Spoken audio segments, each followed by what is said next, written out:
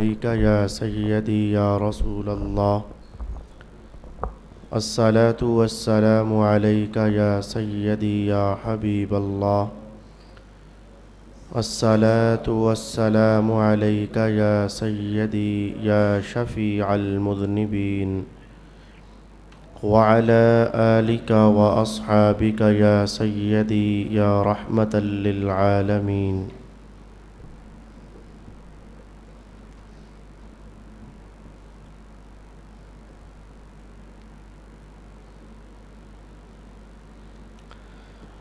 وہ لوگ جو ایمان لائے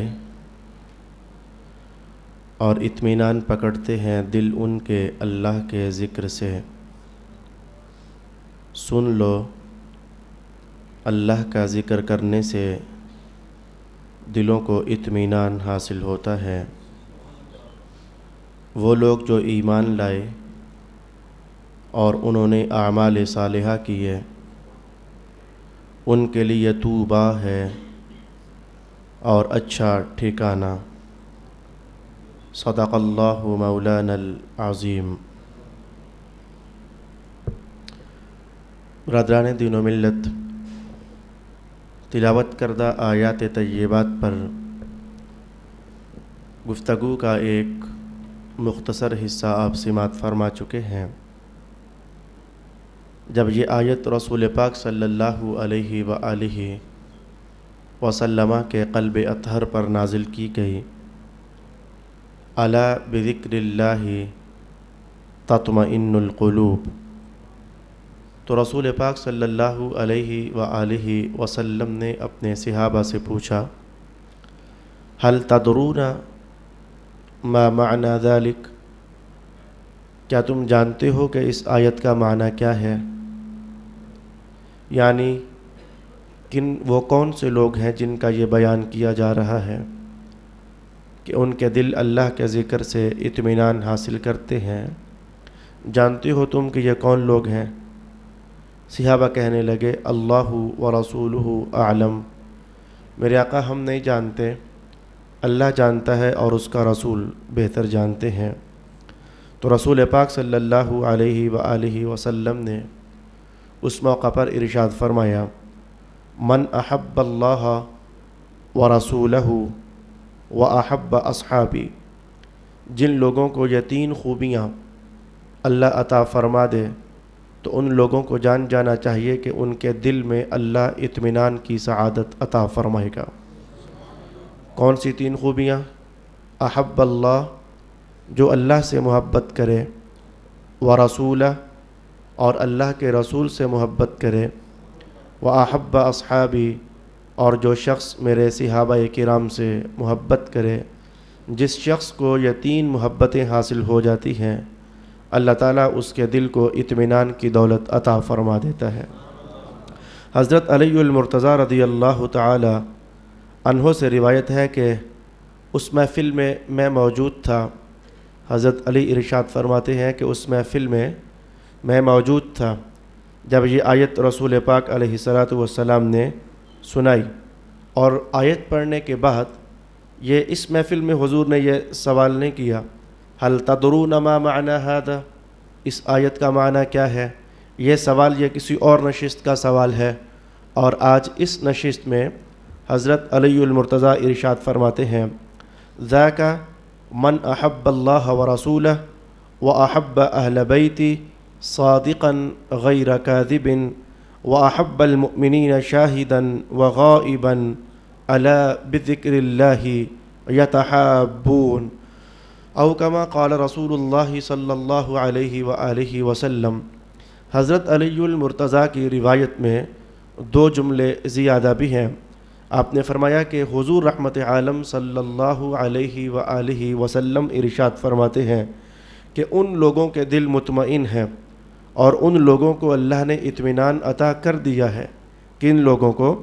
جو اللہ سے محبت کرتے ہیں اور اللہ کے رسول سے محبت کرتے ہیں اور میرے اہل بیت سے محبت کرتے ہیں۔ دوسری روایت میں اصحاب کے الفاظ آئے تھے، اور اس روایت میں حضور نے ارشاد کیا کہ جو میرے اہل بیت سے بھی محبت کرتے ہیں، اور ساتھ اضافہ کیا وَأَحَبَّ الْمُؤْمِنِينَ، اور وہ ایمان والوں سے بھی محبت کرتے ہیں۔ اور پانچواں جملہ رسول اکرم صلی اللہ علیہ وآلہ وسلم نے فرمایا الا بذکر اللہ یتحابون، اور یہ جو لوگ ہوتے ہیں جن کا حوالہ قرآن دے رہا ہے، یہ اللہ کے ذکر سے بڑی محبت کرنے والے ہوتے ہیں، اللہ کے ذکر سے بڑا پیار کرنے والے ہوتے ہیں۔ اب اللہ کے ذکر سے مراد کیا ہے؟ گزشتہ سبق میں نے چند جملوں میں یہ عنوان آپ کی خدمت میں عرض کرنا چاہا تھا۔ اگلی آیت کی طرف آج ہم بڑھنا چاہیں گے، جس کے بعض حصے آج کی نشست میں ہم سمجھیں گے، اور اس آیت کے متعلق تفصیلی بیان جو کہ رسول پاک صلی اللہ علیہ وآلہ وسلم نے ارشاد فرمایا ہے، اسے اگلی نشست میں ہم سیکھنے کی کوشش کریں گے۔ اللہ تعالیٰ نے ارشاد فرمایا الذین آمنوا وعملوا الصالحات، ایمان لانے کے بعد جو عمل صالح کرتا ہے، اور عمل صالح کیا ہوتا ہے یہ میں کئی بار اس کی وضاحت آپ کی خدمت میں عرض کر چکا ہوں۔ عمل کیا ہوتا ہے یہ بھی عرض کر چکا ہوں، اور پھر عمل صالح کیسے بنتا ہے یہ بھی میں حوالہ اور معنی آپ کی خدمت میں عرض کر چکا ہوں۔ فرمایا کہ جو ایمان والے ہیں اور عمل صالح کرنے والے ہیں، اللہ تعالیٰ نے فرمایا طوبیٰ لہم، ان کے لیے طوبیٰ ہے، یا پھر اس کا ترجمہ ہوگا ان کے لیے طوبیٰ ہو یا ان کے لیے طوبیٰ ہے، یہ دونوں طرح سے اس کا معنی بیان کیا گیا۔ اب ہم نے اس نشست میں چند وہ تفسیریں جو طوبیٰ لفظ کے متعلق صحابہ سے منقول ہوئیں اور تابعین سے منقول ہوئیں اور رسول پاک صلی اللہ علیہ وآلہ وسلم سے نقل کی گئیں، ہم چند تفسیریں آج وہ سمجھیں گے۔ اور طوبیٰ کے متعلق جو لمبی ترین تفصیلی ترین روایت رسول اکرم صلی اللہ علیہ وآلہ وسلم سے نقل فرمائی گئی ہے، وہ کم از کم بھی صفحے 1.5 صفحے کی روایت بنتی ہے، وہ آج کی نشست میں آپ کی خدمت میں عرض نہیں کر سکوں گا۔ البتہ اتنا ضرور ہے کہ طوبیٰ کی تفسیر میں جتنے بھی اقوال نقل کیے گئے، ان اقوال میں سے اکثر وہی قول ہے جو کہ اس لمبی اور تفصیلی روایت سے رسول پاک صلی اللہ علیہ وآلہ وسلم سے نقل کیے گئے ہیں۔ اس سلسلے میں سب سے پہلی روایت آپ کی خدمت میں عرض کروں گا، جسے نقل فرمایا حضرت ابن عباس رضی اللہ تعالی عنہما نے۔ آپ ارشاد فرماتے ہیں کہ طوبیٰ کا معنی ہے فرح وقرۃ عین، خوشی اور آنکھوں کی ٹھنڈک، یہ پہلا معنی ہے جو حضرت ابن عباس نے نقل فرمایا۔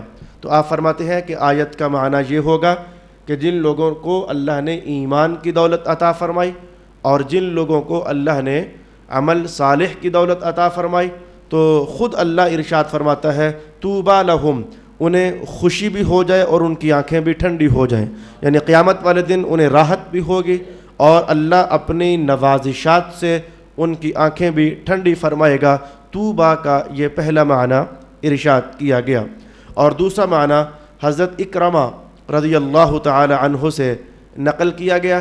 یہ معنی تو ذرا الگ سی نوعیت کا ہے، اس میں خاص کر کے آخرت کا عنوان نہیں ہے، بلکہ اس میں دنیا کا عنوان بھی آپ نے ساتھ چھیڑ دیا اور آخرت کا عنوان بھی آپ نے ساتھ چھیڑ دیا۔ آپ ارشاد فرماتے ہیں کہ طوبیٰ لہم نعم ما لہم آپ فرماتے ہیں کہ جو ایمان والا ہے اور عمل صالح کرنے والا ہے اللہ اسے جو بھی دیتا ہے اچھا عطا فرماتا ہے۔ یہ طوبیٰ کا معنی انہوں نے ان کلمات کے ساتھ کر دیا کہ اللہ انہیں جو بھی دے گا وہ اچھا ہی ہوگا۔ اللہ انہیں اولاد عطا فرمائے وہ اولاد اچھی ہوگی، اللہ انہیں رزق عطا فرمائے وہ رزق اچھا ہوگا، اللہ انہیں گھر عطا فرمائے وہ گھر ان کے لیے اچھا ہوگا، اللہ انہیں سواری عطا کرے وہ سواری ان کے لیے اچھی ہوگی، اللہ انہیں زندگی عطا کرے جب تک وہ چاہے تو ان کی وہ زندگی اچھی ہوگی، اللہ انہیں قبر کے مراحل میں لے جائے تو قبر کے مراحل ان کے لیے اچھے ہو جائیں گے، اللہ انہیں بزم محشر میں لا کھڑا کرے تو آج کا دن بھی ان کے لیے اچھا ہو جائے گا۔ حضرت اکرمہ رضی اللہ تعالی عنہ نے طوبیٰ کا یہ معنی ارشاد فرمایا۔ میں تیسری روایت آپ کے سامنے پیش کرنا چاہوں گا جسے حضرت امام ضحاک رضی اللہ تعالی عنہ نے نقل فرمایا ہے۔ آپ ارشاد فرماتے ہیں کہ طوبیٰ کا معنی جو میں نے اپنے مشائخ سے سیکھا ہے وہ معنی ہے غبتۃً لہم۔ یہ غبطہ یہ کیا ہوتا ہے؟ غبطہ کی تعریف کرنے کے لیے میں آسان ترین کلمات آپ کی خدمت میں یوں عرض کروں گا کہ ایک ہوتا ہے حسد اور ایک ہوتا ہے غبطہ کرنا۔ یہ غبطہ کرنا شریعت میں جائز ہے اور حسد کرنا یہ شریعت مطہرہ میں جائز نہیں ہے۔ اب یہ غبطہ میں اور حسد میں کتنا فرق ہوگا؟ میں اس کی مثال یوں آپ کی خدمت میں عرض کروں گا کہ آپ میں سے کسی صاحب کو اللہ تعالیٰ اچھی گاڑی عطا فرما دے یا کوئی سی بھی اور اچھی نعمت عطا فرما دے۔ میں نے ایک مثال کہنی ہے، چلیں اللہ آپ میں سے کسی کو اچھی گاڑی عطا فرمائے۔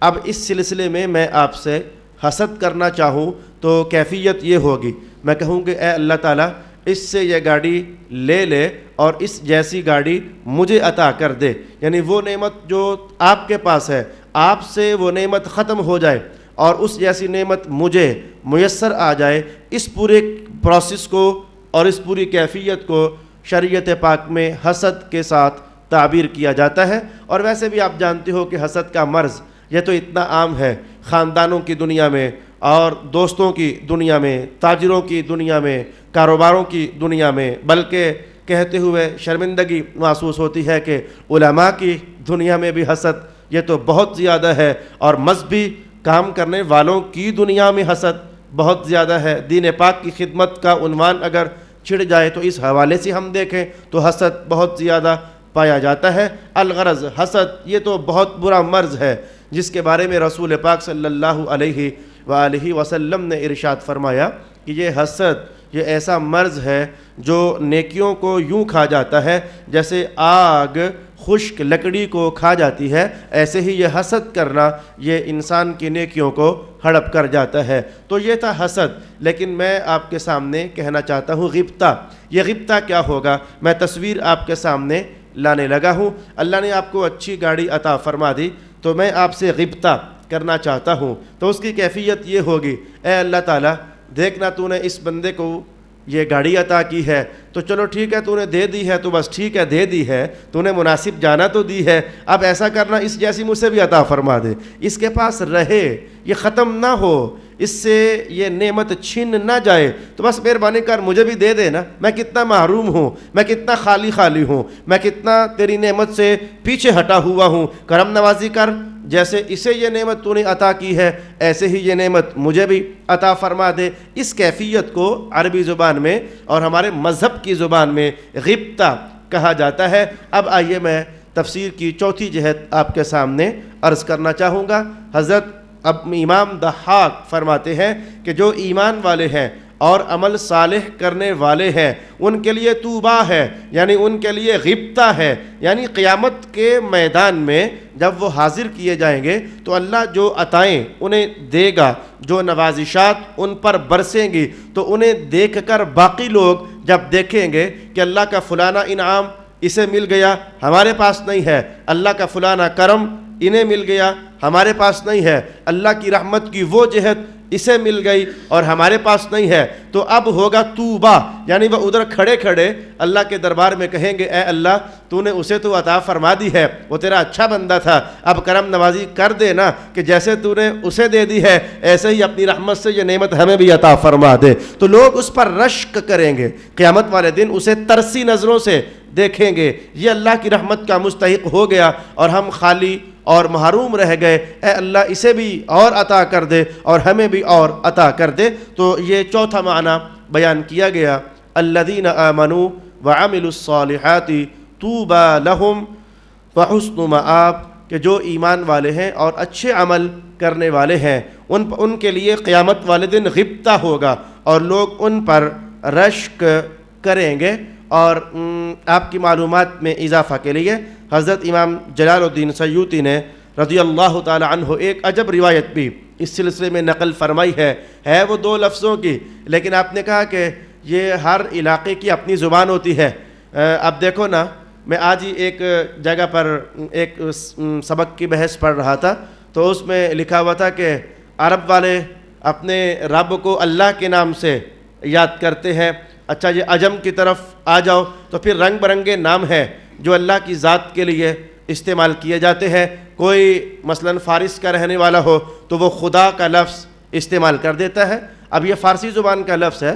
اچھا کوئی انگریز ہو تو وہ گاڈ کا لفظ استعمال کر دیتا ہے۔ تو الغرض اللہ رب العالمین کی ذات کے لیے جیسے یہ مختلف الفاظ مختلف زبانوں میں استعمال ہوتے ہیں، تو حضرت امام جلال الدین سیوطی ارشاد فرماتے ہیں کہ یہ حبش کے علاقے میں ہم لوگ مسلمان لوگ اپنی زبانوں میں جس چیز کو جنت کہتے ہیں، تو حبش کے علاقوں میں جنت کو ان کی زبان میں طوبا کہا جاتا ہے۔ تو رسول پاک صلی اللہ علیہ وآلہ وسلم پر قرآن حکیم جو اترا اس میں ایسے الفاظ بھی ہیں جو کہا جا سکتا ہے کہ وہ کامن ہے، ادھر دیکھو تو وہ عرب کی لغت سے تعلق رکھتے ہیں اور ادھر دیکھو تو وہ حبش کی لغت سے تعلق رکھتے ہیں۔ اور اس سے بھی دلچسپ یہ ہمارے بالکل پڑوس میں ہندوستان میں بھی، اب میں تو وہاں گیا نہیں، یہ پرانے زمانے کی بات ہے، جس زمانے میں حضرت امام سیوطی یہ کلام نقل فرماتے ہیں اس زمانے میں ہوگا، ممکن ہے کہ اب بھی ہو، میں اس سلسلے میں کچھ نئی بات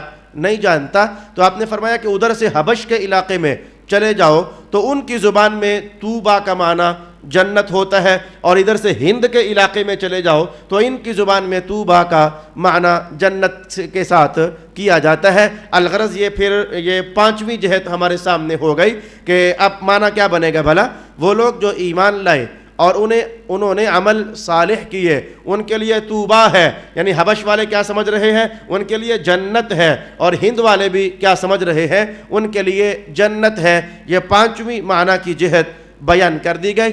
اور میں اب ترجمہ کرتے ہوئے میں نے 2 طریقے سے ترجمہ آپ کی خدمت میں عرض کیا تھا۔ میں نے کہا ان کے لیے طوبا ہے، اور پھر میں نے کہا ان کے لیے طوبا ہو۔ یہ طوبا ہو یہ کیا چیز ہے، یہ ایک دعائیہ جملہ ہے، یہ اللہ تیری خیر ہو، اللہ تیرا بھلا ہو۔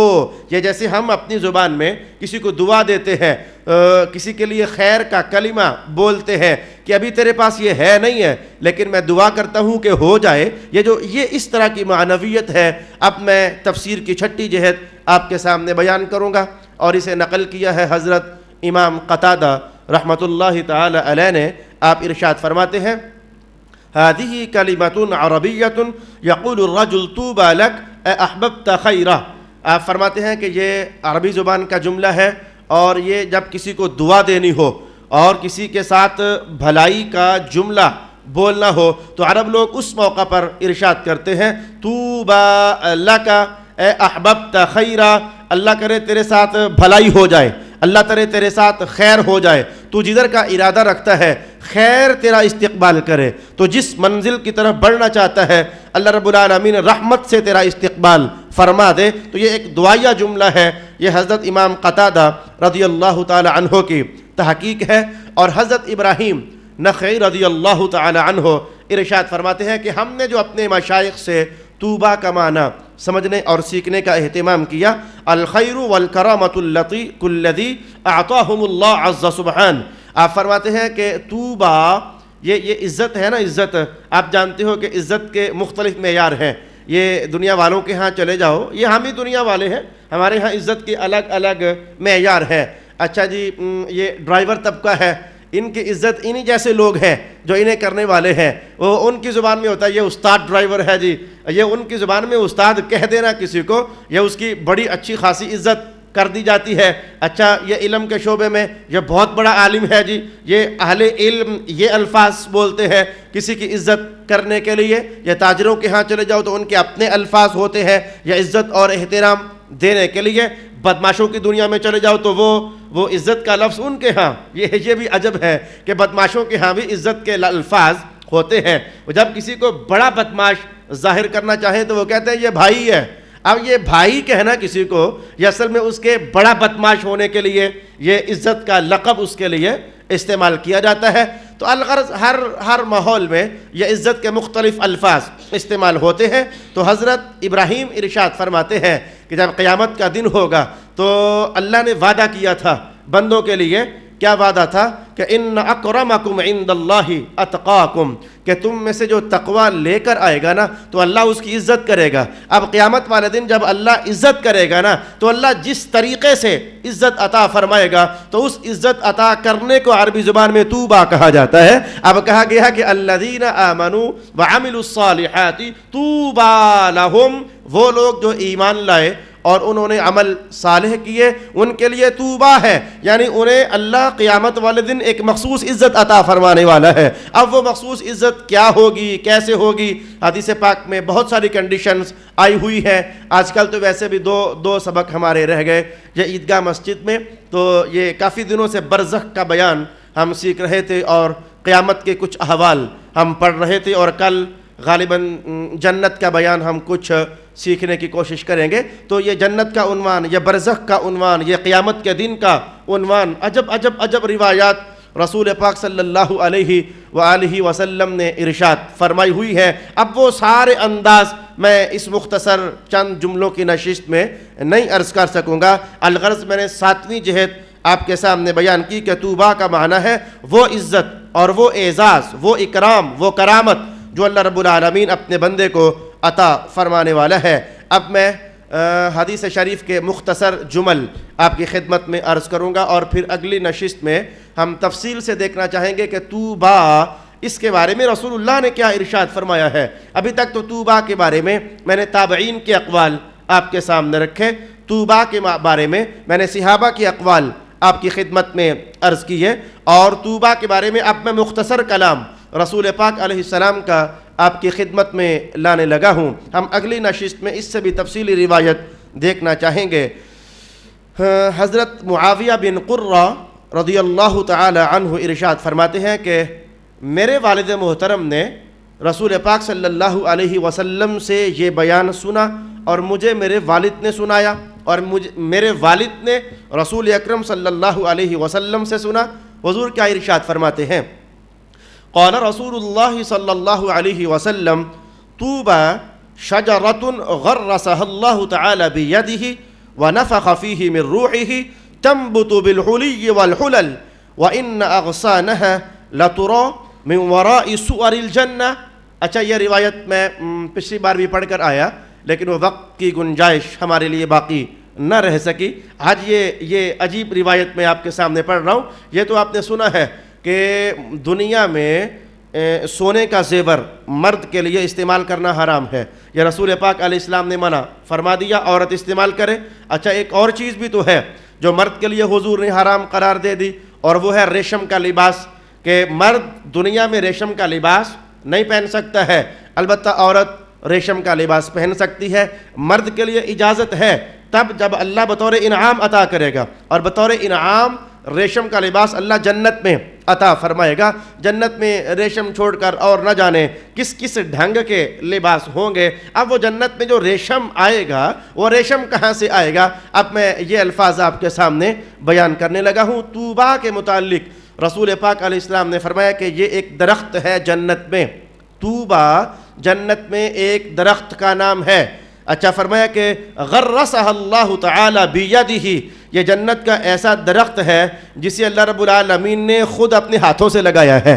اب یہ الفاظ اہل علم جانتے ہیں اور حدیث سے شغف رکھنے والے کہ یہ کلمات اپنے مقام پر متشابہات کلمات میں سے ہیں کہ جن کا ترجمہ کرنا آسان ہے، لیکن کیا کیفیت وہی ہے جو ہم اپنے ہاں پاتے ہیں کہ زمین کھودنی، پھر ایک بوٹا پکڑنا، پھر اسے نیچے لے جانا، پھر اوپر مٹی ڈال دینی، یہ جو تصویر ہمارے ہاں بنتی ہے کیا اللہ کے ہاں یہ تصویر ہے؟ جی یہ تصویر نہیں ہے۔ وہ جس طرح چاہے گا یا جس طرح اس نے چاہا تھا تو اس نے یہ درخت گاڑ دیا۔ الغرض ہمیں تو ہمارے حضور نے اتنا ارشاد کیا ہے کہ جنت میں ایک درخت ہے جس کا نام طوبیٰ ہے، اور اس درخت کو اللہ نے اپنے ہاتھوں سے لگایا ہے۔ وَنَفَخَ فِيهَا مِن رُوحِهِ، اور اس میں سے اپنی شان کے مطابق رحمت کی پھونک اس میں سے ڈالی ہے۔ اب اگلا جملہ یہ ہے تنبت بالحلی والحلل، یہی وہ درخت ہے جس میں سے جنت والوں کی پوشاکیں تیار ہوتی ہیں، جنت والوں کے لیے کپڑا جس درخت سے حاصل ہوتا ہے۔ اب کیا مراد ہے؟ میں نہیں جانتا کیا مراد ہے۔ کیا جیسے یہ درخت کی چھال ہوتی ہے تو یہ چھال ہی کپڑا ہے جنت والوں کا؟ کیا یہ معنی ہے؟ میں نہیں جانتا۔ کیا یہ معنی ہے کہ یہاں سے ریشم کے دھاگے حاصل ہوتے ہیں، پھر ان کو بن لیا جاتا ہے تو جنت والوں کا لباس تیار ہوتا ہے؟ میں نہیں جانتا۔ مجھے تو حضور نے جو کلام ہم تک پہنچا، جو ہمیں سمجھایا، مجھے اتنا ہی معلوم ہے کہ رسول پاک صلی اللہ علیہ وآلہ وسلم نے فرمایا کہ طوبیٰ یہ وہی درخت ہے جس میں سے جنت والوں کا لباس اللہ رب العالمین پیدا فرماتا ہے، اور کہا کہ وَإِنَّ أَغْصَانَهَا لَتُرَى مِنْ وَرَاءِ سُوَرِ الْجَنَّةِ، کہ جنت کی جو دیواریں ہیں، آج ہمیں یہ بھی معلوم ہوا کہ جنت کی 4 دیواری بھی ہے۔ کتنی اونچی ہے، کتنی بڑی ہے، یہ تو جنت کے بیان میں ہم سیکھ سکتے ہیں، لیکن اس روایت میں یہ الفاظ کہ جو جنت کی 4 دیواری ہے، اگر کوئی بندہ باہر کھڑا ہو جائے تو باہر کھڑا ہو کر اندر دیکھنا چاہے تو دیواروں کی اوٹ میں سے بھی اس طوبیٰ درخت کی شاخیں اسے نظر آ رہی ہوں گی۔ یا اتنا اونچا اور اتنا بڑا، اس کے بڑا ہونے کی کہانی میں اس بار اور اس نشست میں نہیں کہوں گا، اس کا بڑا ہونا یہ کتنا کو بڑا ہے۔ البتہ مجھے آج سے کچھ 6 سال پرانا مطالعہ یاد پڑتا ہے، 6 سال پرانا مطالعہ، اور غالب امکان یہ ہے کہ حوالہ یہ قاضی ثناء اللہ پانی پتی کا ہے، تفسیر مظہری کا۔ اگر میں غلطی کھا جاؤں تو اللہ مجھے معاف کر دے، لیکن میں نے غالب امکان پیش کیا، یہ 6-7 سال پرانا مطالعہ ہے۔ حضور رحمت عالم نے اس درخت کی ایک شان یہ بھی ارشاد فرمائی تھی کہ الذین آمنوا وعملوا الصالحات طوبیٰ لہم، ایمان والوں اور عمل صالح کرنے والوں کے لیے طوبیٰ ہے۔ صحابہ نے پوچھا حضور طوبیٰ کیا ہے؟ فرمایا یہ ایک ایسا درخت ہے جو اتنی شاخیں رکھتا ہے کہ اہل جنت اپنے اپنے گھروں میں ہوں گے نا تو جتنے بھی گھر ہیں، جہاں جہاں بھی ہیں، تو ہر گھر میں اس درخت کی ایک شاخ اللہ لازمی پہنچا دے گا۔ یہ ایک شاخ کا پہنچا دیا جانا، یہ اس درخت کی شان رسول پاک صلی اللہ علیہ وسلم نے بیان فرمایا۔ یہ اتنا بڑا درخت ہے تو پھر جان جانا چاہیے نا کہ ایمان والوں کے گھر تو پوری جنت میں، اور پھر جنت کے 100 درجات میں پھیلے ہوئے ہیں۔ جنت میں 100 درجے ہیں، اور پھر ہر درجہ اتنا اونچا جیسے زمین سے لے کر آسمان تک، چوڑا اور لمبا کتنا ہے یہ آج کا عنوان ہمارا نہیں ہے۔ البتہ یہ 100 درجے جنت کے، پھر ہر درجے میں مکانات، اور پھر ہر مکان میں طوبیٰ کی ایک شاخ کا پہنچ جانا۔ اب یہ میں کہنے لگا تھا اندازہ لگایا جا سکتا ہے کہ کتنا کو بڑا ہے، پھر میں رک گیا، میں نے کہا اندازہ ہم سے لگنا ہی نہیں ہے۔ وہ جنت کے درجوں کا سنبھالا دینا، ذہن میں اتارنا ہی مشکل ہے کہ وہ کتنی کیوں بڑی جنت ہے، اور پھر جنت میں مکانات، اور یہ کوئی 50, 60, 100 یا کوئی 1000, 2000 مکان تھوڑے ہونے ہیں۔ آج میں کل کا مطالعہ کر رہا تھا تو میں پڑھتے پڑھتے ہنس پڑا کہ یہ حال ہونا ہے قیامت کو، یہ حال ہونا ہے۔ حضور نے فرمایا کہ جنت کا دروازہ کتنا بڑا ہے، جنت کا دروازہ کتنا بڑا ہے۔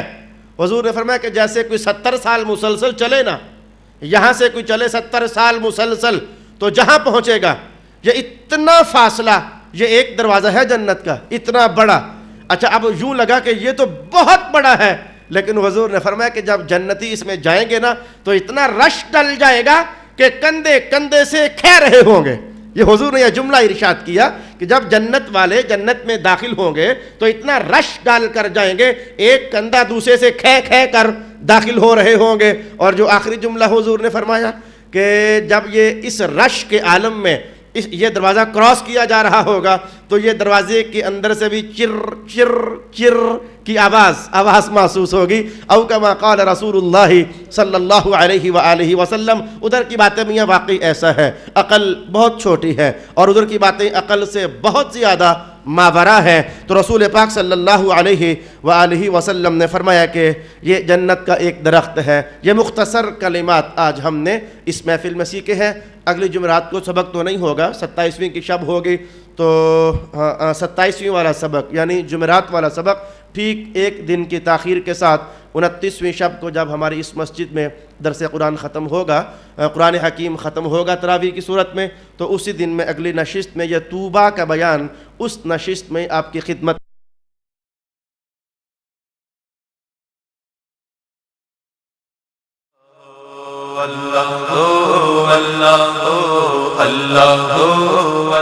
تو یہ کچھ پاکیزہ محفلیں ہوتی ہیں جو کیفیات دیتی ہیں، کچھ پاکیزہ محفلیں ہوتی ہیں جو پاکیزہ احساسات کو جنم دیتی ہیں، جو ذہنوں کو تھوڑی دیر کے لیے سکون دے دیتی ہیں. اللہ کا نور رس رس کر بندوں پر نازل ہونے لگ جاتا ہے.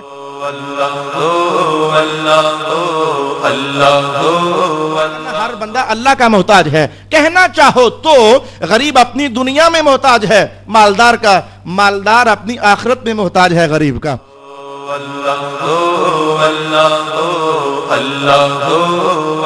باطل گناہ کبھی کسی کو فائدہ نہیں دے سکتا ہے اور مستفوی عمل جدھر جاتا ہے فائدہ ہی فائدہ عطا کرتا ہے.